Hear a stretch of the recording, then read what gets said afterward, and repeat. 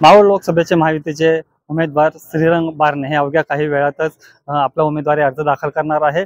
काकुर्डी येथील खंडोबा माळ येथील खंडोबाच्या मंदिराला नारळ अर्पण करून त्यांचा रोड शो सुरू झालेला आहे। अवघ्या काही वेळातच हे PMRDA या कार्यालयात दाखल होणार आहे आणि येथे ते आपला उमेदवारी अर्ज दाखल करणार आहे।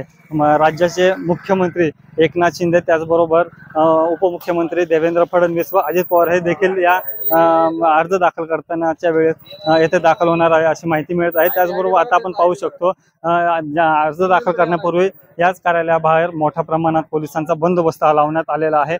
BDDS असेल किंवा पोलीस असेल कोणत्याही अनोळखी व्यक्तीला या कार्यालयामध्ये येण्यास रोखत आहे। त्यांच्याकडून ओळखपत्र पाहत आहे आणि ओळखपत्र पाहूनच त्यांच्या आतमध्ये त्यांना प्रवेश देण्यात येत आहे। अवघ्या काही वेळातच श्रीरंग बारणे हे या ठिकाणी दाखल होऊन आपला उमेदवारी अर्ज दाखल करणार आहे। अविनाश परब, जय महाराष्ट्र न्यूज, पिंपरी चिंचवड।